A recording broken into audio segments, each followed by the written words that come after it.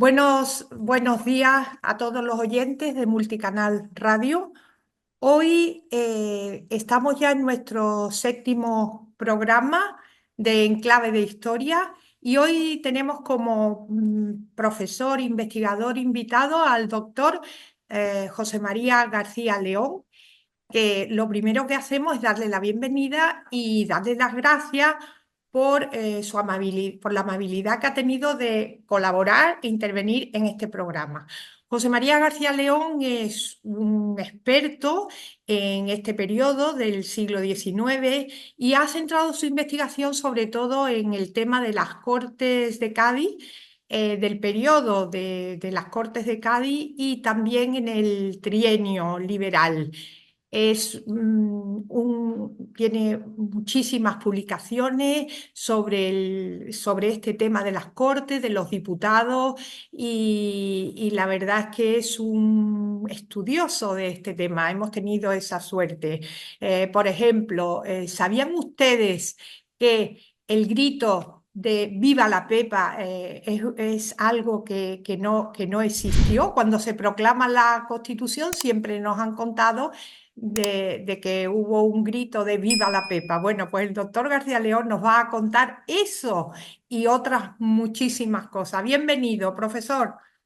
Muy buenos, bienvenido, muchas gracias por la invitación y es un placer participar en este programa. Bien, entonces nosotros vamos a centrar un poco el tema, si me permite, diciendo que lo importante que fue, ¿verdad? La batalla de Ocaña el 19 de noviembre de 1809, que las tropas españolas fueron derrotadas por las de Napoleón. Y a partir de ahí la ofensiva francesa fue muy grande, de tal manera que la Junta Superior ya habíamos visto que se va a refugiar en San Fernando y bueno, la Junta estaba ya muy desprestigiada y se va a deshacer prácticamente y va a elegir una regencia. Esto es muy interesante, profesor, porque la que convoca las Cortes, la Junta. ¿Fue esto realmente un hecho revolucionario? Sí, la verdad es que en torno a las Cortes de Cádiz caben tres preguntas básicas. Primero, ¿quién las convoca? Segundo, ¿para qué se convocan? Y en tercer lugar, ¿cómo se convocan? Pero efectivamente lo que ha dicho antes sobre la Junta Central, la Junta Central en realidad está a medio camino entre dos batallas. Su origen es la batalla de Bailén y su caída es la batalla de Ocaña. El origen de la Junta Central, como sabemos, es que después del 2 de mayo de 1808, aquella España que no se resiste a aceptar a José I, pues hace un poco la guerra por su cuenta, nunca mejor dicho, y se crean juntas provinciales, entre ellas la de Cádiz. Después de la batalla de Bailén, es un éxito inesperado tanto para los españoles como para los franceses, estas juntas provinciales deciden unirse en una junta central. Y luego, ya al año siguiente, a final del año siguiente, el tremendo desastre de Ocaña hace que esta Junta Central caiga ya en el desprestigio. Pero en ese tiempo, entre que se crea y al final en la isla de León, ya a principios de 1810, se tiene que disolver, ya la Junta Central, haciéndose eco de un deseo del propio rey Fernando VII, acuerda la reunión de Cortes, la convocatoria de Cortes. Esta es la primera cuestión. O sea, en realidad quien manda a hacer la convocatoria de Cortes es el propio rey. Hay una carta que nunca se encontró, pero que circuló por allí, en aquella época, por ahí, del ministro Ceballos, que por encargo del rey, en el lugar más apartado de España, se convocaran cortes. Se pensó hacer cortes en Mallorca, en Gibraltar, incluso algún iluminado hasta pensó en hacerlo en Nueva España, lo del actual México. Es decir, el lugar más apartado de la influencia francesa por temor, lógicamente, a una nueva invasión. Cádiz, pues definitivamente era una plaza fuerte, nada más que las murallas de Cádiz en aquella época ya era bueno, un hecho seguro para cualquier contratiempo, y al final estas cortes efectivamente acaban convocándose ya en Cádiz. Más que convocándose, yo diría reuniéndose en Cádiz, porque la convocatoria de hecho venía de 1809 por parte de la Junta Central. es importante cómo se denomina la Junta Central. A mí me llama mucho la atención, Sí. ¿no? Bueno, la Junta Central, nosotros en un lenguaje coloquial, incluso académico muchas veces, decimos de una forma genérica Cortes de Cádiz. En realidad, la convocatoria es Cortes Generales y Extraordinarias de la Monarquía Española. Cortes Generales porque por primera vez van a estar representados en las Cortes Españolas representantes de las provincias americanas. Recalco lo de provincias americanas porque eran tales y no colonias. O sea, son representantes de los países ultramarinos, incluyendo incluso Filipinas, que llegó a tener 3 diputados en las Cortes de Cádiz. Por tanto, en primer lugar, las Cortes son generales, convoca a todos los pueblos de la monarquía hispánica. Y en segundo lugar, son extraordinarias por razones obvias, porque vivimos, en aquel momento España vive unas circunstancias extraordinarias. Tengamos en cuenta que el telón de fondo es la guerra de la independencia. Cuando hablamos de Cádiz, de la Corte de Cádiz, parece que nos enfocamos solamente este hecho, se nos olvida el telón de fondo. Estamos en plena guerra de la independencia. Es Y muy... otra, Sí, perdona, y otra sí. cosa, y con el recalco lo de general y extraordinaria, porque nunca fueron cortes constituyentes. O sea, las cortes no se convocan para hacer una constitución. Eso fue algo que surgió luego sobre la marcha, pero nunca vamos, por principio jurídico y por la propia idea de convocatoria, lo que subyace es en principio es una corte a la antigua usanza, como las cortes se convocaban en el siglo XVIII o el siglo XVII, que el monarca las convocaba pues para los presupuestos, para el nombramiento del príncipe de Asturias, pero estas cortes luego ya quieren un matiz muy político, conforme la marcha de la guerra además lo va proyectando así, y al final pues todo acaba, lo que es de facto son unas cortes, digamos, o más bien de iure, son unas cortes generales y extraordinarias de facto acaban siendo unas cortes constituyentes. Bueno, vamos poco a poco. Entonces la Junta General se deshace, digamos, Sí, y va a nombrar una regencia. ¿Nos puede decir un sí, poco? Y la regencia sí, va a convocar estas cortes sí, sí, en nombre del rey, ¿no? sí. Vamos a ver. Y cómo estaba compuesta la Sí, regencia? vamos a ver, la Junta Central, ya después de muchos problemas y de cierto oprobio, la verdad es que el desastre de Ocaña pesó como una losa en todos los estamentos españoles, un ejército de 60.000 soldados al mando de Areizaga. Areizaga era un teniente general, era un buen táctico, pero era un buen táctico en el terreno corto, le venía un poco grande esa magnitud de ejército de 60.000 soldados y empezaron a echarse las culpas unos a otros, los militares a los políticos a los militares.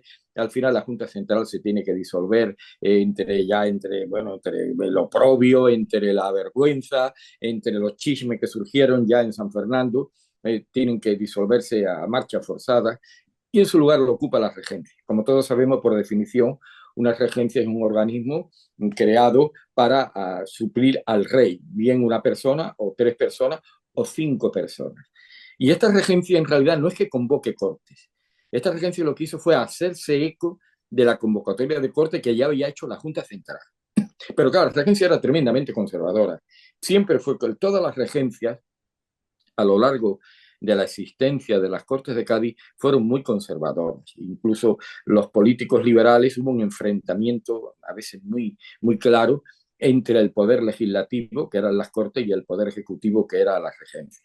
Esta regencia la preside el obispo de Orense, que es un diputado bastante conservador, era diputado por Badajoz, era ya un señor mayor, que se resiste a aceptar el principio de soberanía nacional que convocaron, vamos, que decretaron las Cortes de Cádiz porque él decía que ya había hecho juramento a la figura del rey de Fernando VII y no podía hacer un nuevo juramento. Es decir, yo soy ya una persona mayor, soy un anciano, soy obispo y yo no puedo jurar 2 veces. Como un juramento basta. O sea, hay que darle también y hay que comprender la circunstancia del momento y la persona del obispo de Orense, muy denigrado por los liberales, pero que si vemos el hecho con cierta objetividad, veremos que también tiene su parte de razón.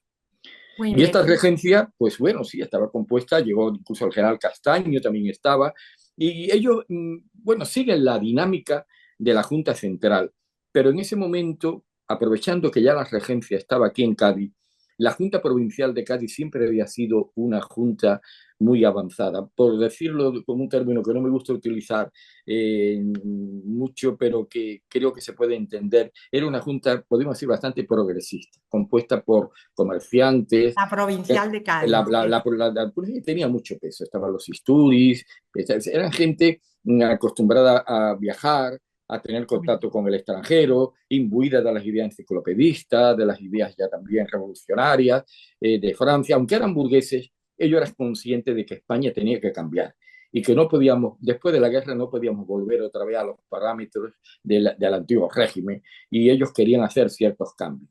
Ante una regencia que en aquel momento se planta y se deja Se llevar por... denomina, perdón, la regencia se denominaba Alteza No, no, la regencia no, esa es una de las claves que por las que podemos entender el enfrentamiento entre la regencia y las cortes.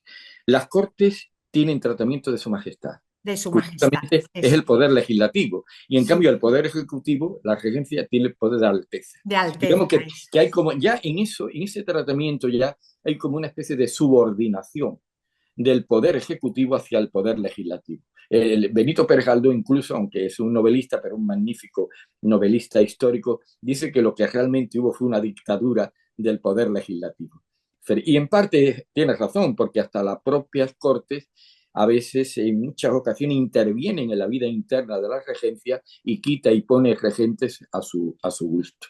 Siempre hubo un choque continuo a lo largo de la vida de las cortes, desde que se inauguran en San Fernando el 24 de septiembre de 1810, hasta que se clausuran en Cádiz el 13 de septiembre de el 14 de septiembre de 1813, siempre hubo un constante forcejeo entre regencia y corte, entre poder ejecutivo y poder legislativo. Es muy interesante. Lo cierto es que San Fernando, que es un pueblo que está a 12 kilómetros de Cádiz, va a tener en estos primeros momentos un gran protagonismo, porque las primeras cortes se reunieron en San Fernando. ¿Por qué? Porque en Cádiz estaba la fiebre amarilla, ¿no? Y Sí, entonces, qué interesante es cuando Ramón Solís y permíteme que lo cite a Ramón Solís en su libro El Cádiz de las Cortes, pues habla de cómo fue esa reunión, porque dice que fue en un ambiente festivo que existía en la isla. Son casi todos hombres desconocidos, a quienes se recibe con salva de los buques Surto y de las baterías del puente Suazo. Se han dado allí cita personalidades de los más diversos puntos de España. Algunos de ellos son intelectuales jóvenes que llenos de ilusión esperan su gran oportunidad. El pueblo, también esperanzado, los acoge a todos con grandes muestras de alegría. Bueno, pues lo cierto es que van en procesión y se van a reunir en la iglesia mayor, que es la iglesia de San Pedro, la iglesia mayor de San Fernando. ¿Nos puedes contar un poco sí, sí, quiénes sí, fueron estos diputados? Si sí. realmente vinieron todos los Sí. diputados, cómo fue esto? Bueno, ya empezamos incluso en esas tres preguntas que nos hacíamos de quién convoca, para qué se convocan y cómo se convocan. En el cómo se convocan ya tenemos unas claves de lo que va a ser luego la vida de las Cortes. Y no es de extrañar que también se proclamara una constitución del calibre de la que se proclamó.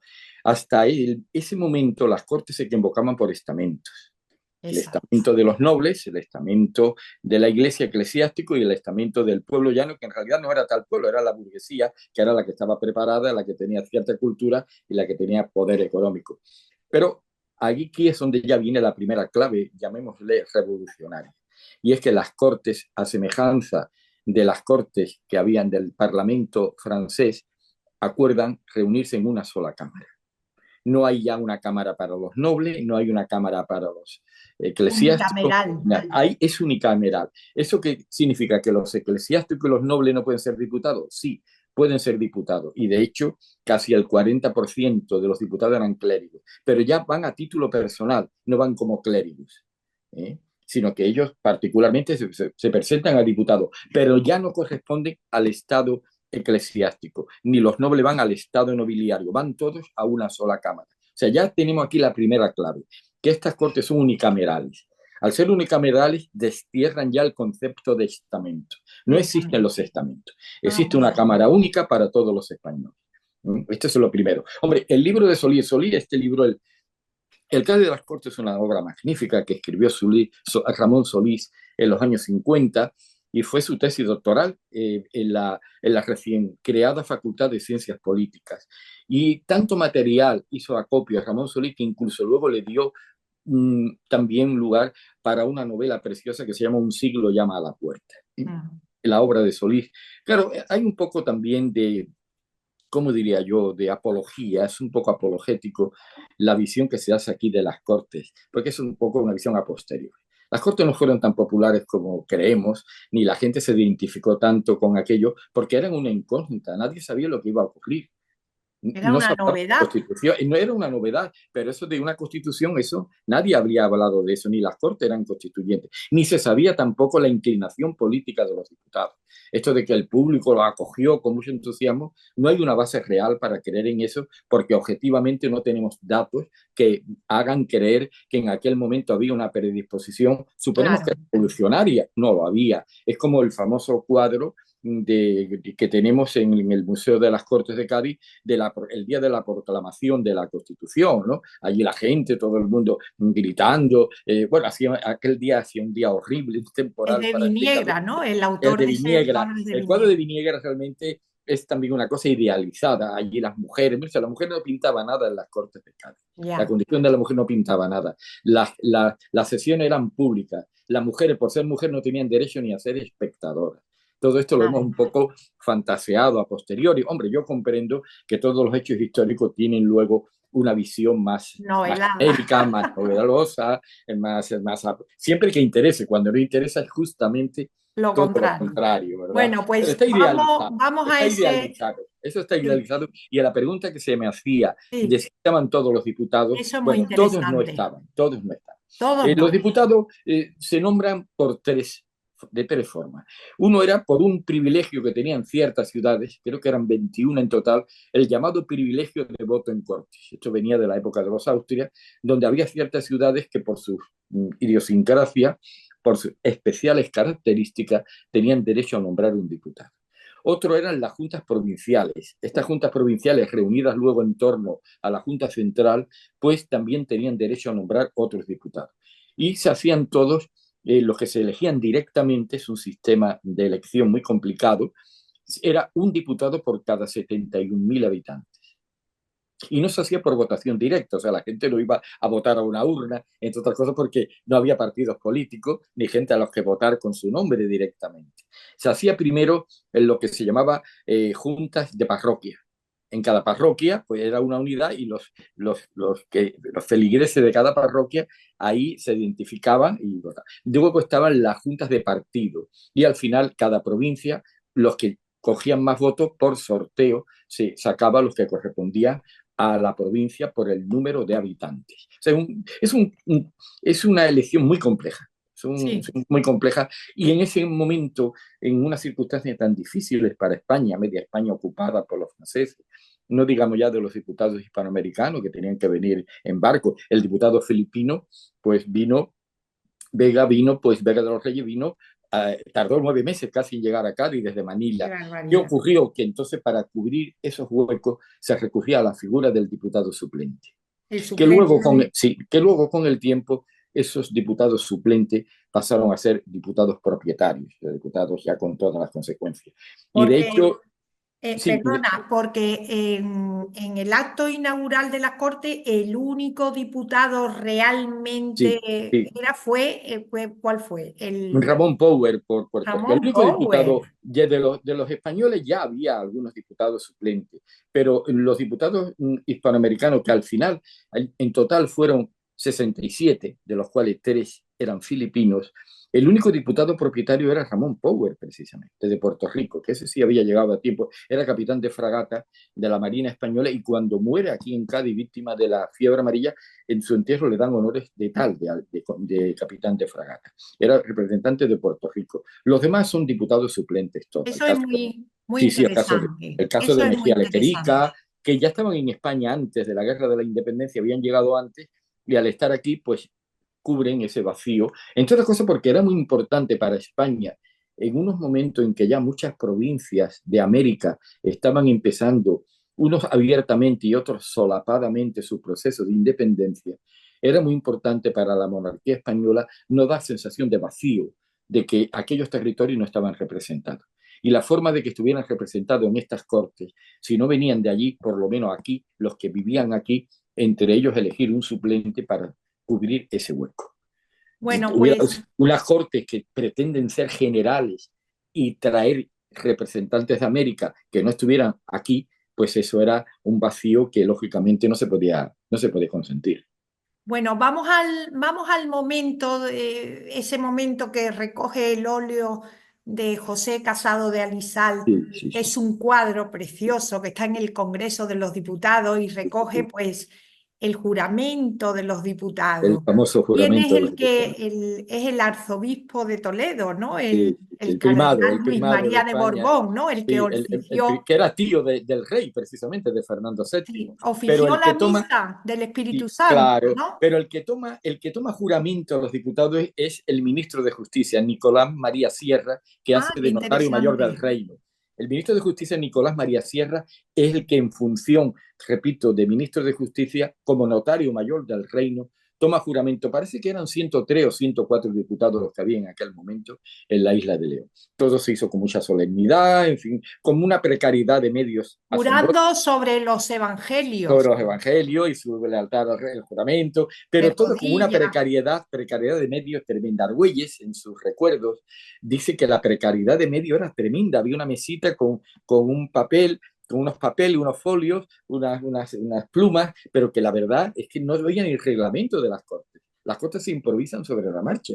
No De tienen verdad. ningún reglamento. Cuando empezaron a funcionar, empezaron a hacer el reglamento de las cortes. Y Tampoco había taquígrafos el presidente, el presidente de la regencia es el obispo de Orense, de ¿no? Orense, Que sí, le sí. toma el juramento y son ciertas estas palabras que él dice, si así lo hicierais, Dios lo premia, y si no, os Sí. lo demande. Sí, bueno, es una frase al uso que se hacía en casi todos los juramentos en Es aquel una frase momento. al Sí, uso. una frase al uso.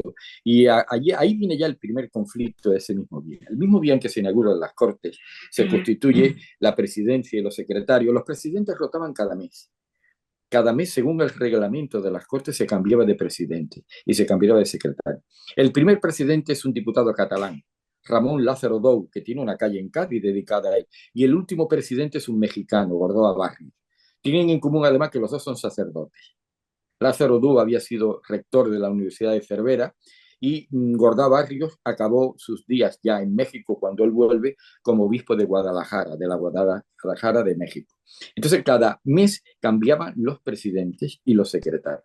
Y ese día es elegido presidente, como digo, Ramón Lázaro Dou, representante por Barcelona.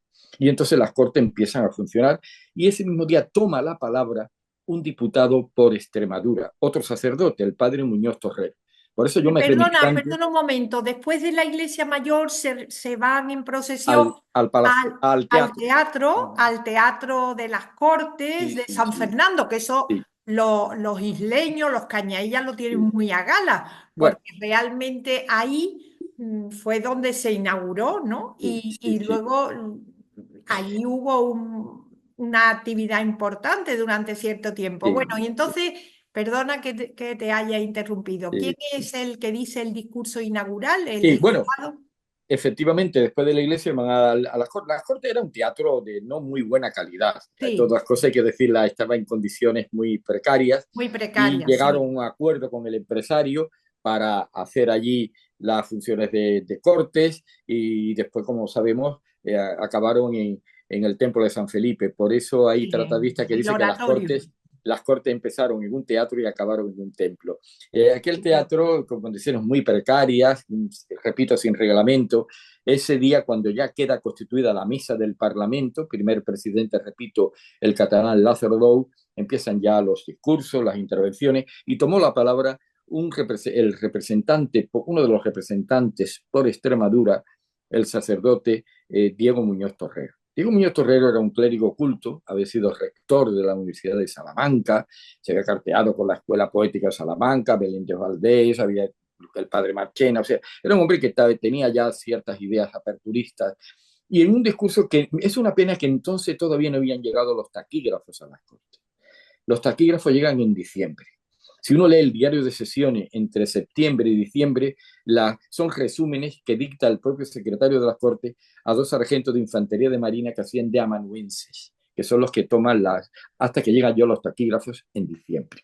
Y ese discurso, que no debió de durar más de un cuarto de hora, Muñoz Torrero, de una tacada, proclama el principio de soberanía nacional. Eso es Es decir, importantísimo, esa es la clave de todo. Ese es es el auténtico hecho importantísimo. revolucionario. Claro, le quitan al rey la soberanía. El rey es Madre, soberano por la gracia de Dios. Ya no es soberano por la gracia de Dios. La soberanía pasa a la nación española. Esto es una revolución incruenta, pacífica, pero una revolución de la A a la Z. Es quitarle la soberanía al rey de España y pasarla a la nación española. Claro, esto no es más que un eco, un reflejo de lo que había pasado en Francia, hombre, violentamente, porque allá le habían cortado la cabeza al rey y todo esto.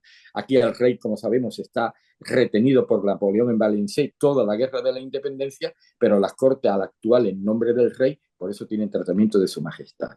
y, Entonces el y padre de- Muñoz Torrero proclama la división primero la soberanía nacional y luego la división de poderes. es Este es muy otro hecho. importante. Claro, hasta ese momento, al ser un poder absoluto, todo el poder estaba en manos de una persona. Pero siguiendo también el ejemplo de la Revolución Francesa, las teorías de Locke y de Montesquieu, que era muy sencilla. No es bueno que el poder esté en manos de una sola persona o de un estamento, sino que tiene que haber tres poderes independientes y paralelos. Un poder legislativo que hace las leyes, corresponde al Parlamento. Un poder ejecutivo que gobierna de acuerdo con esas leyes, pues el gobierno. Y un tercer poder judicial, que es la base de todo sistema democrático. En cualquier sistema democrático donde no haya independencia de poderes y donde un poder ejecutivo, por ejemplo, caiga en la tentación de influir en el judicial, pues ya estamos saltándonos las más elementales normas de la democracia. Y una pregunta, ¿esto fue aprobado sin oposición? Sin, Así, sin oposición total. Era tal el despiste que había entonces, la novedad, la falta de una propia definición política de los que estaban allí. No existían partidos políticos. Había, cada uno tenía una cierta tendencia, ¿verdad? Que había diputados quizá serían un poquito más aperturistas, más leídos, podemos decir, otros más conservadores, pero en el fondo lo que subyacía en aquel momento llama poderosamente la atención y es muy oportuna esa pregunta que haces. Llama poderosamente la atención que nadie opuso ninguna resistencia, vamos, una resistencia, nadie parlamentariamente hizo objeciones a esta propuesta totalmente revolucionaria de Muñoz Torrero. Cuando Muñoz Torrero proclama la soberanía nacional y la división de poderes, ningún diputado pone ninguna objeción, no está registrado al menos en el diario de sesiones. curioso. Todos aplauden como una cosa hasta que al final se dieron cuenta hasta dónde había llegado la cosa. Horas después, el propio obispo de Orense, presidente de la regencia, se niega en rotundo a aceptar el principio de soberanía nacional. Dice, yo no juro esto, porque yo ya le he jurado lealtad al rey anteriormente. Es Claro, un auténtico golpe de Estado lo que se dio, pero de una total. forma pacífica, de una forma que la que prácticamente nadie se enteró de lo que estaba pasando allí en aquel momento. Por eso, esta visión tan edulcorada que se nos ha dado a posteriori, de que toda la gente loca, gritando, aplaudiendo, esto en realidad no existió, Y, sino que y esto fue una deducción que hemos hecho muchos años después. claro, ¿cuántas sesiones se Bueno, hicieron? las sesiones eran casi maratonianas, se hacían mañana, tarde, en verano empezaba más temprano, en invierno, entonces no había luz eléctrica, lógicamente, todo cuando ya caía la tarde había que poner la vela, había que poner los candiles, esto, y el gas, y a veces hasta los domingos y días de fiesta se hacían también Yo sesiones. tengo aquí un apunte que dice que en total fueron mil Sí, ochocientos sí, diez sesiones. contando lógicamente la isla de León y Cádiz. Bueno, hay que decir, por supuesto,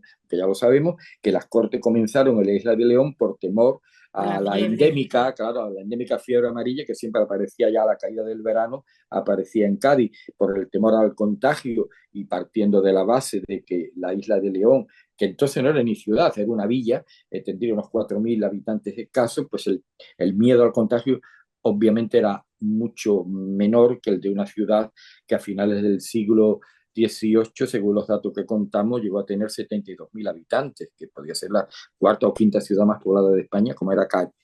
Entonces, las sesiones eran públicas, tenía todo el mundo derecho a asistir, Y luego, cuando los temas eran muy delicados o muy controvertidos y eran materias reservadas, las cortes hacían sesiones secretas. Ah, De forma tal que cuando uno recurre y consulta los diarios de sesiones para ver lo que allí se claro. decía, se discutía y se aprobaba, luego hay un tomo aparte que se llama Actas de las sesiones secretas. Ahí es donde está gran parte de la verdad de todo lo que se hablaba en las secretas.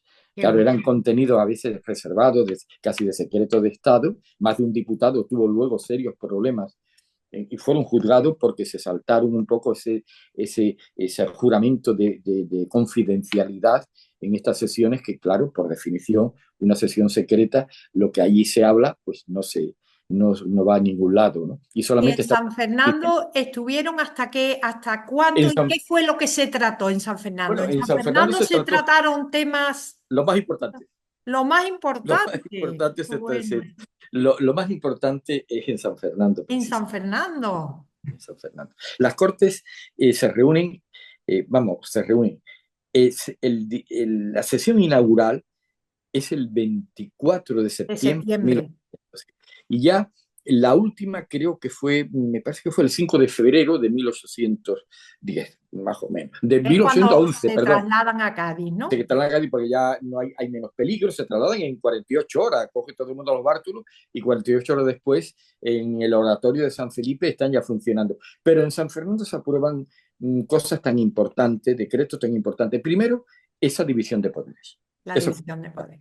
en la soberanía nacional. Y el decreto de libertad de imprenta también se aprueba en San Fernando. Ah, qué bueno. Eso es muy importante porque ahora Interesantísimo. hubo una cantidad de periódicos. Había periódicos que tenían una función simplemente propagandística y duraban 5 o 6 números, pero había periódicos luego muy profesionales, el Diario Mercantil, el Conciso, el Redactor General. Claro, todo esto nace a partir de ese decreto de libertad de imprenta, hasta el punto que el propio Ramón Solí decía que hubo tantas publicaciones en Cádiz que hubo una auténtica diarrea de las imprentas, porque todo el mundo Ah, publicaba y había de todo.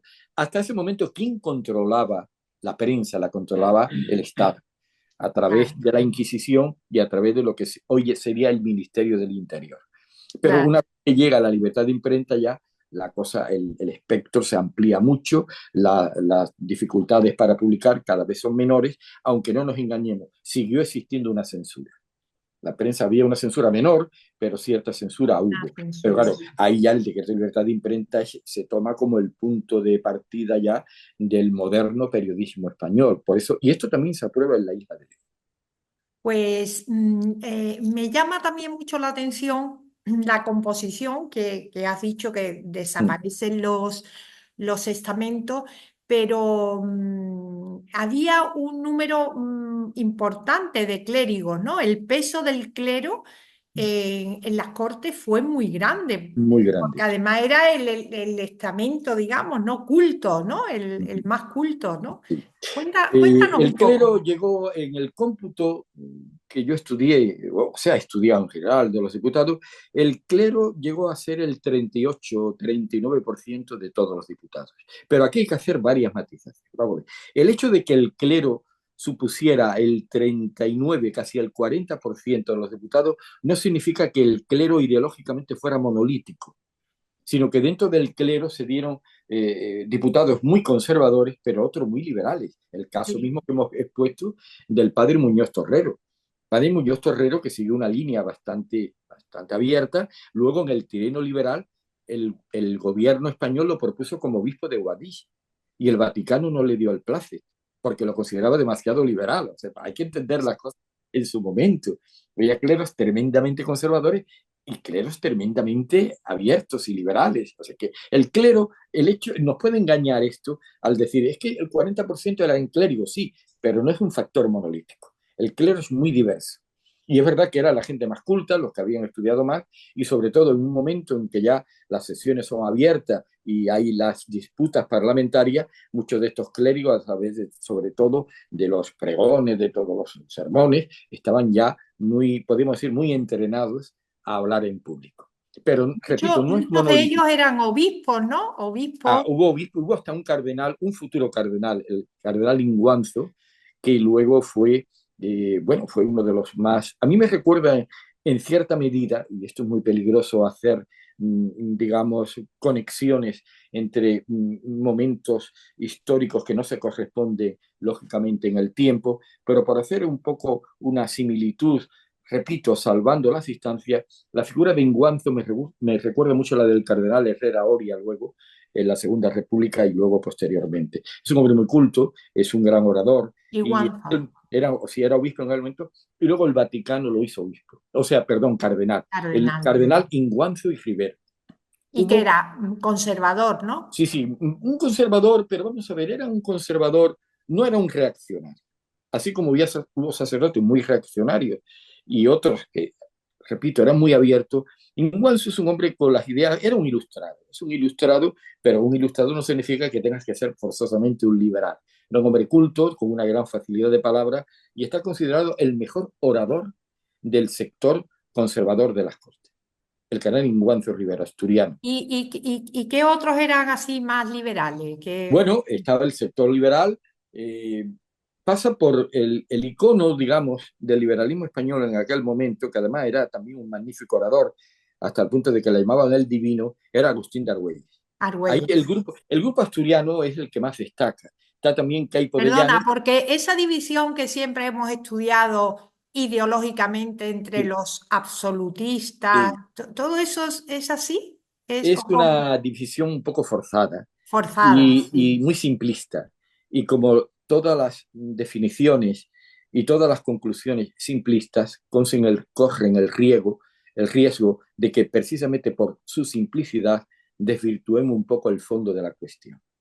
Es verdad que había conservadores, pero dentro de los conservadores también hay gente partidaria de una línea abierta, aperturista. Había otros conservadores muy reaccionarios, muy recalcitrantes, que no querían que las cosas cambiaran muy profundamente. Había liberales tibios, había liberales moderados, había liberales más avanzados. Es decir, no Más podemos hacer ahí, complejidad, sí, vamos. aquí no podemos hablar, si se me permite la burda disquisición entre derecha e izquierda, porque entonces la cosa no funcionaba así, sino que había, incluso veo muy forzada esa división tan genérica que se ha hecho de diputados abiertamente conservadores y abiertamente liberales. No, no. El espectro era mucho más amplio. Tengamos en cuenta que no existen todavía los partidos políticos, que no Claro. existe todavía una disciplina de partido, y entonces cada uno actuaba un poco, hombre, dentro de que es verdad que había una cierta de similitud de pensamiento entre algunos diputados, pero casi todos ellos iban un poco por libre. También es verdad que conforme la dinámica de las cortes se va asentando y cada uno vaya tomando sus posiciones, los grupos se van definiendo un poquito más. Y hay un pequeño grupo liberal, Argüelles, el conde de Toreno, que ya Muñoz Torrero, que ya van Calatrava, que es un gran jurista, que ya van marcando un poco las líneas maestras de lo que va a ser luego La el desarrollo y Constitución. la constitución del 12. La constitución del Y 12 en realidad es producto de una minoría. de A mí una me llama minoría. mucho, porque había en el clero había tres inquisidores, ¿no? Sino, Sí, bueno, estaba por Badajoz, incluso un inquisidor que luego fue arzobispo de Riesco, que luego fue arzobispo de Valencia, ya en plena etapa absolutista, y estando él de arzobispo de Valencia, perece la última víctima de la Inquisición, precisamente, ¿no? Pero hay otro elemento del que no se habla mucho cuando hablamos, nos empecinamos en hablar de liberales, de absolutistas, pero hay un grupo muy importante que marca una pauta también, a veces no suficientemente valorada y que tuvieron muchísima influencia en el desarrollo de las Cortes, que es el grupo americano. El grupo hispanoamericano fue muy importante, el grupo. pero el grupo hispanoamericano, a diferencia de los diputados españoles más definidos, eso sí es verdad, entre liberales, admitamos ya el término liberales y conservadores, el grupo americano, salvo un diputado del que hablaremos ahora, estaban más preocupados por la cuestión suya, por el terruño suyo. Un diputado de Perú pues estaba preocupado más por llevar hospitales, carreteras, escuelas a Perú. El Ah, otro, pero no cayeron tanto en esa disquisición entre liberales y conservadores. Ellos iban más bien a lo suyo, a a defender lo defender suyo. lo suyo. Sí. Sin embargo, sí hay un diputado hispanoamericano muy relevante, que ese sí entra un poco en el juego, en la dinámica entre liberales y conservadores, es un diputado abiertamente liberal y además es al que le debemos el decreto de libertad de imprenta, el que primero expone la necesidad de que haya una libertad de imprenta, que es ecuatoriano, que es Mejía Lequerica. Mejía Lequerica es un diputado de una categoría, es un hombre de saberes enciclopédicos, había ganado muy joven una cátedra en Quito, había sido discípulo de Celestino Mutis, porque era un hombre con conocimientos de medicina, de filosofía, de botánica. Muere luego aquí en Cádiz víctima de la fiebre amarilla con 36 años. Y Miguel Equirica es de los diputados más combativos. Dice Argüelles, que es un diputado importante, que Argüelles lo tenía por americano y los americanos temían a Argüello por liberal. Pero, Ah, pero claro, Mejía es un poco la síntesis de todos ellos. Es liberal, es hispanoamericano, pero se compromete mucho con las ideas, vamos a decir, aperturistas de las Cortes. Si uno lee el diario de sesiones, Mejía casi no se preocupa nunca de lo que está pasando en Ecuador. Ahí no le interesa, no es que no le interese, pero en comparación con otros con los diputados otros. americanos, claro, uno lee las intervenciones de Mejía y van por la libertad de imprenta, por apuntalar la soberanía nacional, por el decreto de regulares, esa eterna disquisición que hubo siempre en el seno de la Iglesia entre el clero regular y el clero secular. Entonces Mejía quizás sea el diputado, entre comillas, menos americano, porque es el que menos en sus discursos y en sus intervenciones parlamentarias se ocupa en una medida mucho menor que otros diputados por Nueva España, o sea, México, por Perú, por Argentina, que eso sí que casi hablaban exclusivamente de los problemas de su tierra. Es como si hubiera una realidad paralela a la realidad española. La realidad hispanoamericana era más mirando hacia América. La realidad española era mirando a toda la monarquía hispánica, pero básicamente en temas políticos. ¿Y qué pasó con la Inquisición? ¿Se planteó? ¿Dónde se planteó el tema de la Inquisición? ¿En Cádiz, Bueno, San en Fernando? Cádiz, sí, sí, no, en Cádiz ya. La Inquisición es uno de los últimos grandes debates que hay, pero aquí también jugamos un poco con, ¿cómo diríamos? No digo con la fantasía, pero sí con un brindis al sol. Vamos a ser un poco estrictamente objetivos. La Inquisición en 1812 en España ya prácticamente no tenía No mucho existía. poder. No, existía de nombre, Existía, pero no tenía existía el de nombre. peso, ¿no? Ya Godoy ya en su etapa como primer ministro ya le había recortado mucho las alas. Mm. La Inquisición, la última gran víctima de la Inquisición, hasta ese momento que fue una víctima más de tipo espiritual que física, fue Pablo de Olavide. Pablo Ah, de Olavide, como todos sabemos, que era peruano, había sido encargado por Carlos III para las repoblaciones de Sierra Morena y todo eso, era un hombre intelectual de gran peso. Sí, fue perseguido por la Inquisición, pero fue perseguido de un punto de vista por sus escritos, pero no fue muy maltratado físicamente. Sí, es verdad, hombre, que tuvo prisión, no lo pasó bien, pero no es la clásica, esa visión que tenemos estereotipada de los tormentos de la Inquisición. Ese padre hay que dejarlo para la época de los Austrias y también todo eso hay que matizarlo muchísimo. Pero la verdad es que en 1812 ya la Inquisición era más bien de nombre que no de hecho. Incluso hay un retrato brutal, diría yo, que desmonta todo este tópico de Adolfo de Castro sobre Raimundo de Eternan, que era el inquisidor que había en Cádiz. Y Raimundo de Castro, perdón, Adolfo de Castro nos viene a decir que el inquisidor en Cádiz pues era un señor muy, muy mundano, que iba a la fiesta, que nunca vestía en traje eclesiástico, galán con las damas, cito literalmente. Era un hombre muy abierto, dice, era un hombre fruto del espíritu de su tiempo. Claro, con un inquisidor de esa talla o de ese calibre, pues la Inquisición no podía hacer ya nada. Pero sin embargo, sí, la Inquisición es objeto de grandes debates en aquel momento, porque es como si cada uno quisiera lucirse un poco en torno a la Inquisición. Los diputados conservadores, admitámoslo así de una forma genérica, aunque no es totalmente real, pues caen en grandes disquisiciones. Los discursos son muy pesados, cargados de disquisiciones históricas, de datos. Llega un momento que uno se pierde ahí. Y sin embargo, el que casi le da la puntilla a la Inquisición es un clérigo canario, Ruiz de Padrón, que siendo sacerdote, sin embargo, es uno de los que más arremete contra la Inquisición. Y al final la Inquisición, por una relativa mayoría, queda abolida en las Cortes de Cádiz. pero fue un fuego de artificio. La Inquisición en aquella época ya no tenía ese poder ni despertaba ese temor que había despertado en tiempos anteriores. Y el obispo de Algeciras, que era Bueno, Terreros, sí, ¿no? sí, sí, sí, Ese bueno, tuvo sí, una actuación destacada. sí, vamos a ver. Eh, Esto es curioso. Por Cádiz hubo 5 diputados. ¿Eh? Hubo 5 diputados. Cádiz no tenía derecho a tener diputados porque entonces todavía España no estaba conformada en provincias. Como todos Claro, sabemos, dependía ya, del reino de claro, Sevilla, ¿no? claro. Javier de Burgos sabe ya que al final, ya en 1833, hace la división de España en provincias, que prácticamente son las mismas que tenemos hoy, pero entonces no existían las provincias, existían los reinos. Los Y reinos. Cádiz pertenecía al reino de Sevilla, que englobaba Sevilla, Huelva y Cádiz. Por eso no hay diputados por Huelva, como pasa, por ejemplo, ni diputado por Cádiz, pero Cádiz, al tener, como aludíamos antes, una junta provincial muy potente y al mismo tiempo al ser la patria chica de las Cortes, tuvo una especie como de tratamiento especial y le permitieron tener 5 diputados. Y Cinco uno de diputados. ellos era el padre Vicente Terrero, cura de Algeciras. Había nacido en San Roque. Y este es curioso también, muy interesante esta pregunta, porque las Cortes, aunque hubo diputados, término, repito, que tampoco me gusta utilizar, pero para ser un poco gráfico, puede ser muy de izquierda, en realidad nadie cuestionó nunca la figura del monarca.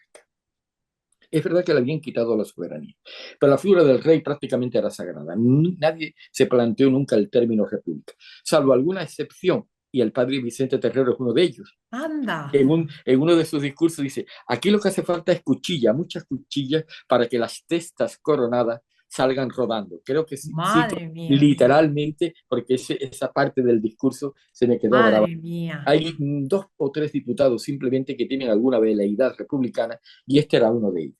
¿Y ¿Eh? quién eran los representantes por Cádiz? Por Cádiz eran, bueno, estaba Isturiz también, Isturiz. estaba un representante nacido en Sanlúcar de Barrameda, Páez de la Cadena, estaba este Vicente Terrero y dos más. En total hubo 5 diputados por Y de Cádiz. Chiclana había uno, No, ¿no? no, de No, Chiclana el famoso magistral Cabrera, eso. que no fue diputado, no No fue fue diputado, diputado. no, pero era un hombre de ideas también abiertas, luego fue reculando un poco en sus veleidades liberales también, acabó más bien ya como conservador, pero el padre, el magistral Cabrera, en aquel momento se hizo popular, entre otras cosas porque fue el que también protegió a Solano cuando lo Protegió a alincan Solano, sí, y se dice auxilió que a Solano, eso con su sí, capa, lo el cadáver de comentamos con Solana, el general claro, Rossetti. él con su capa luego Sí, cubre el cadáver de Solano. Era sí, un hombre popular, un hombre también muy abierto, hablaba mucho con los feligreses, con la sí, gente, sí. pero Magistral Cabrera nunca fue diputado de las Cortes de Cádiz.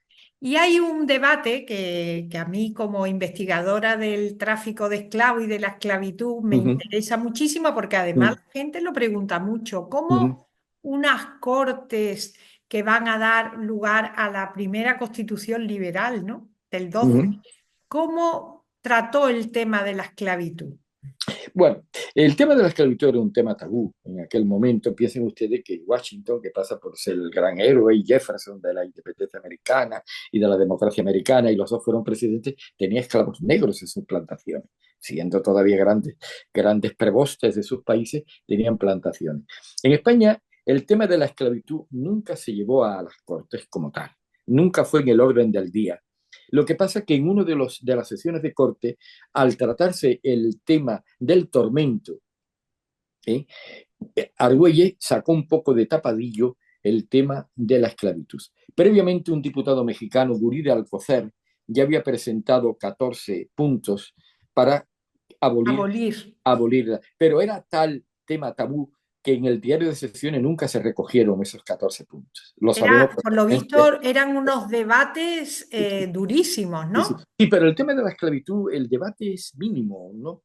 Se ¿No? habla un poquito de él. Y además, cuando efectivamente, si uno lee el diario de sesiones, todos los diputados, absolutamente todos, se muestran contrarios a la esclavitud, contrario a la humanidad, contrario al cristianismo. Pero ahora de la verdad, llega un momento en Es que que toman la palabra los intereses del económicos Caribe. eran tan grandes Claro, claro. Y que llega un estaban momento. estaban dando muchos beneficios. La Totalmente, introducción de azúcar y la exportación totalmente, de azúcar estaba dando muchísimos beneficios, totalmente, lo que eran las plantaciones de tabaco, totalmente. de cacao, y claro, Caña de azúcar, había caña de muchos azúcar. intereses. Claro, O el sea, tema de la... que no se va a abolir, por supuesto, no se No, no, abolió la esclavitud. no. El tema de la esclavitud, repito, que no es como tal, no llega al Parlamento, a las Cortes, no está en el orden del día nunca. El día Qué que se cosa, debate, ¿eh? el día que se debate el tema de la esclavitud, repito, se debate un poco de tapadillo porque en el orden del día lo que iba era el tema del tormento. Que a los reos en las cárceles no se debía de aplicarle el tormento. Y además incluso el garrote vil también lo quitan también. Pues, otras formas de la horca, pero no esto, porque era infamante. Entonces aprovecha Argüelles para sacar el tema de la esclavitud, porque él dice en su discurso que antes de llegar a España, Argüelles es un personaje muy novelesco, quizás no lo suficientemente estudiado.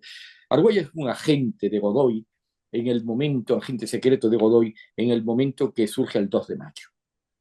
Y entonces Godoy, que era un hombre muy inteligente, se da cuenta que Inglaterra, que todavía es enemigo nuestra, porque los rescoldos de Trafalgar de 3 años antes todavía están ahí, se da cuenta que las tornas van a cambiar y que Francia va a ser nuestro antiguo aliado, Francia pasa a ser nuestro enemigo y nuestro antiguo enemigo, que es Inglaterra, pasa a ser aliado nuestro. Parece un juego de palabras y ahí es donde ya Argüelles, en misión secreta, empieza a trabajar la futura ayuda de Inglaterra aquí. Y dice que él le coge, yo creo que esto él fantasea en sus memorias, que él le cogió como espectador el día que Lord Bilford en el Parlamento británico da el famoso discurso aboliendo la esclavitud.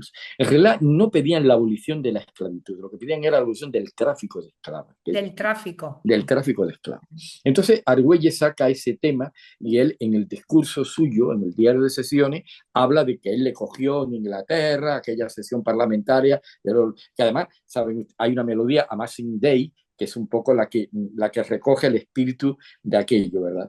Y entonces, Argüelles saca aquel tema y bueno, aunque no está en el orden del día, todos los diputados se rajan las vestiduras, lógicamente que sí, que la esclavitud es algo contrario, todo el mundo se declara contra la esclavitud de, en su discurso, pero luego llega la realidad. Los diputados del Caribe toman la palabra y dicen, ya, la esclavitud es un factor esencial en la economía de la caña de azúcar, del tabaco, y Cacao, si abolimos la esclavitud, todo esto se nos viene abajo. Y claro. ahí acabó el tema. No Y fue a ahí más. Ni acabó. ya, ni nunca más se volvió a plantear la esclavitud en las Cortes. Pero Ya. repito, nunca se llevó, era tan tema tabú y tan delicado el tema de la esclavitud que nunca se llevó en el orden del día como tal. O sea, Ya. no figura en ningún orden del día, del diario de sesiones, abolir la esclavitud o tratar la esclavitud. No, no.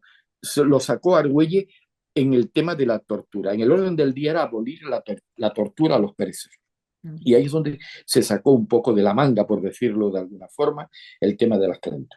Pero nadie en el fondo Y qué quería otros darle. logros legislativos, aparte de todo lo que nos has contado, qué otros Está logros?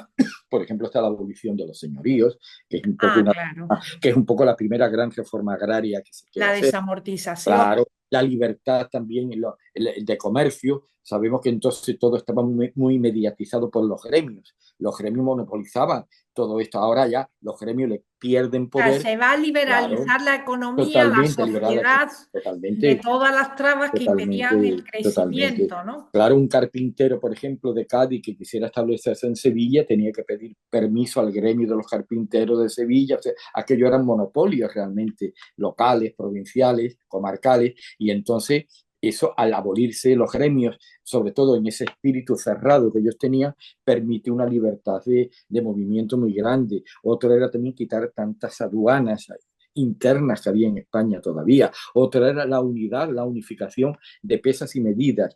Y sobre todo, algo muy importante, que es centralizar España. Un diputado ya no va a ser un diputado de Barcelona o un diputado de Cádiz, sino es un diputado por Barcelona o un diputado por Cádiz, pero dentro de la nación española. Muy Y ahí bien. hay muchas La voces. nación española. Lo que se quiere es la nación española. Hasta ese momento, bueno, de hecho, ya desde la época de los Austrias, España era un país confederal. Hay un ejemplo brutal que explica todo esto, cuando al poderosísimo Felipe II Su secretario particular, Antonio Pérez, que era una especie de primer ministro suyo, se le escapa con altos secretos de Estado y muere en Inglaterra y Felipe II no lo puede detener. En el primer lugar donde Antonio Pérez se refugia es en Aragón. Y las leyes de Aragón, las fronteras de Aragón, la justicia de Aragón no permiten que el todopoderoso Felipe II le eche mano en Aragón y escapa por Aragón a Inglaterra. Eso era la España de los Austrias. Los Borbones cuando llegan tienen un espíritu más centralista, pero aún así todavía no rompieron esas barreras. Y hubo unos debates intensísimos de lo que llamaríamos la España autonomista o la España federal frente a la España centralizada, que es la que defiende los liberales puros y es la que se impone. 3 días antes de aprobarse las Cortes, no las La Cortes, Constitución. la Constitución, no de aprobarse, de proclamarse la Constitución, todavía el diputado por Vizcaya, Eguía y López de Letona, se negaba a aceptar esa Constitución porque iba en contra de los fueros de Vizcaya. O sea, estaban atentados a la autonomía de ellos y sobre todo los diputados levantinos, más los levantinos que los catalanes propiamente dicho, donde había algunos especialistas en derecho foral muy buenos, muy interesantes, gente muy buena, intelectualmente, jurídicamente muy bien preparada, tenían serios debates porque estaban en contra de ese centralismo que al final se impone de una España unida. Esto fue muy fuerte. Esos fueron los auténticos debates que había en las Cortes de Cádiz. ¿Y Al final se opta. no se respetaron los fueros? Bueno, los fueros se respetaron muy poco, Muy muy poco, poco. muy poco. Los fueros toman de luego carta de naturaleza a la muerte de Fernando VII, cuando viene el problema del carlismo, una parte, la ley sálica, que como todos sabemos, hay una parte que no acepta la ley sálica entonces, y otros que sí, y ahí viene otra vez la proclamación de los fueros. Los fueros ya a partir de esa época va a ser una constante en la historia de España. Hasta el propio Franco respetó una serie de fueros, como los fueros navarros, porque venían históricamente ya. Y eso fue lo que chocó en las Cortes de Cádiz. Los liberales, claro, Eso es es que los liberales, importante que se los liberales, sepa, claro, que es que los liberales, Franco respetó los claro, fueros. es que ahí se da un poco una inversión de la historia. A veces la historia pasa de ser una cosa académica y científica a algo coloquial. Precisamente los diputados más antifueros, los diputados que optan de una forma muy decidida por la unidad de España, son los más progres de la época, que son los liberales. O sea, los liberales son los que no quieren saber nada de autonomías, ni de Ya, fuero, ni de ya. foralismo, porque imitan el centralismo jacobino francés. Francia es un país, todavía hoy sigue siendo un país muy centralista. En Francia no existen las autonomías como nosotros, no, no, no, ellos son un país muy centralista. Y entonces el centralismo español nuestro que proclaman las Cortes de Cádiz es un calco del jacobinismo francés y lo imponen en contra de casi media España, que es autonomista, vamos, autonomista es un término nuestro hoy, digamos foralista en el lenguaje de la época, incluso ya como anécdota, hasta el tema de los toros se lleva a debate en las Cortes de Cádiz. Ah, Las Cortes de debate hay un debate qué entre cosa. toros sí y toros no. Y Madre mía. curiosamente, el que defiende que haya toros y aprueba el debate es un diputado catalán, que Ah, además era secretario de la Real Academia de la Historia, que es Capmany, Antonio Capmany, y utiliza el término ya en el diario de sesiones de fiesta nacional. anda. Ya utiliza las cortes, los toros, como sabemos, habían sido abolidos por Godoy, ya eran ilustrados, sé que los toros eran antieuropeos, que era un atraso para España, que era en contra de Fíjate. la agricultura. Y en cambio, viene Cammani. el debate, y Capmany, que es un diputado liberal que muere en Cádiz, que es catalán, además yo esto lo comenté una vez que me invitó el Ateneo de Barcelona cuando unos días antes habían abolido los toros en Cataluña, y saqué este debate además, Qué por el diario de bueno, sesiones, señores. Y en qué cambio, bueno. quien está en contra de los toros es un diputado conservador, que es Riesco, el diputado extremeño inquisidor. O sea, hay otra inversión, por eso la historia es tan apasionante, o una inversión de los términos. Los conservadores están en contra de los toros y Ay, los qué bueno. liberales, y en este caso catalán, a favor de los toros. Madre mía. Y gana el debate el diputado liberal catalán Campani. Y a Muy partir de ahí, bien. de todo. Esto es el diario de sesiones. Aquí no Esto estamos, es, no estamos esto especulando ni es estamos. acercarnos a la verdad ¿Sí? histórica, Que la acercarnos historia, al hecho la, histórico, a sí, contar la historia, la historia es muy tozuda y como tal como hay que fue. aceptarla, ¿eh? Como tal hay que aceptarla, ¿eh? Cuidado. Claro que Hacer una sí. historia de buenos y malos o de Mira, historia, o la historia a gusto del consumidor no vale. y entonces, ¿cuánto tiempo estuvieron en Cádiz y llega un momento que se aprueba la Constitución? Es que ya el tiempo se nos va. No, la Constitución se aprueba, como todos sabemos, el 19 de marzo de 1812, pero las Cortes siguieron funcionando todavía un año y medio después. Un año, pero ya en Madrid, ¿no? Medio, no, no, no, no, en Cádiz, No, en en Cádiz. Cádiz, Cádiz, en Cádiz. ¿Y Luego, por qué se trasladan a Madrid? bueno, hay una cierta reticencia, está llegando ya, la guerra de la independencia ya está acabando, ya los sectores conservadores están en contra abiertamente de esa constitución, ya se está esperando el regreso de Fernando VII, que todos sabemos que no era partidario de esa constitución, y ya empiezan a tomar posición. Cuando ya regresa el rey, ya no tiene sentido y España queda liberada de los franceses, no tiene sentido que las cortes sigan en Cádiz. Claro. Entonces se trasladan por un breve tiempo a San Fernando, que Ah, San Fernando. sí, con la anécdota de que dueño del teatro no los deja entrar allí porque todavía le debían dinero de la época en que las cortes estuvieron en San Fernando al principio. Y hasta no hace mucho, el ayuntamiento, hasta hace 8 o 10 años, quiero recordar, el ayuntamiento de San Fernando pagó una peseta simbólica como la deuda que le debía al teatro de las cortes. Eso es muy curioso. Y después se trasladan ya a Madrid. A Pero Madrid. claro, claro, pero es que ya las Cortes Extraordinarias, una vez aprobada la Constitución, ya se disuelven y se convocan de nuevo las Cortes Ordinarias. Y estas Cortes ya son muy conservadoras y son las que le dan la puntilla a la Constitución y a todo. De hecho, cuando esas Cortes Ordinarias se constituyen ya en Madrid, el último presidente de las Cortes también era otro mexicano. O sea, un mexicano fue el último presidente de las Cortes Extraordinarias, las de Cádiz. Pero luego otro mexicano, Andrés Pérez, fue el diputado último de las Cortes, presidente de las Cortes en Madrid, de las ordinarias. O sea, dos mexicanos, yo Eso no sé tiene que si llegar a México. Esto debería de tiene que llegar, llegar a debería México. llegar. Dos mexicanos, repito, si tiene que llegar a México, y lo digo desde un punto de vista histórico, quitando cualquier pasión y cualquier retranca, si se me permite la expresión, el último presidente de las Cortes Extraordinarias es un mexicano. Y el último presidente de las Cortes Ordinarias, que ya están en Madrid, es otro mexicano. Y entonces México como tal no existía, era el virreinato de Nueva España. Una última pregunta y ya cerramos y yo creo que te vamos a tener que invitar otra vez porque este tema da mucho de sí. Yo quiero que nos hable del papel de los diputados americanos y de los filipinos, de los hispanos americanos y de los filipinos. Yo creo que no nos podemos dejar eso en el tintero. Pero una última pregunta para ya cerrar el debate de hoy, la conferencia de hoy, es, realmente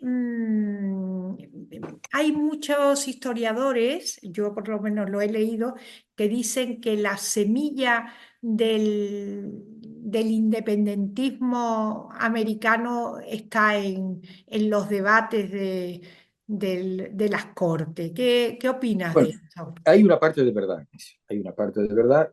Son muy pocos los diputados que abiertamente apuestan, más que apostar, plantean el tema de la independencia por una razón muy sencilla, porque todos habían jurado fidelidad al rey de España. Los diputados americanos están todos en una postura un poco difícil, porque por un lado han jurado fidelidad al rey de España y son integrados como diputados más de la nación española, pero por otro lado están mirando con el rabillo del ojo a sus territorios de origen, donde ya el proceso revolucionario está en marcha. De hecho, cuando las Cortes se convocan aquí, Venezuela prácticamente ya se ha independizado de España. Y cuando el duque de Alburquerque, que fue el salvador de Cádiz con sus tropas, lo envían de embajador especial a Inglaterra, oficialmente él va para agradecerle a Inglaterra la ayuda que nos está prestando aquí a través de Wellington contra Napoleón. Pero la misión real que llevaba, la extraoficial, era impedir que Inglaterra reconociera ya a Venezuela como Estado independiente, porque eso hubiera sido un factor devastador y hubiera sido un efecto de ficha de dominó con las otras provincias españolas americanas que ya estaban en proceso de independencia.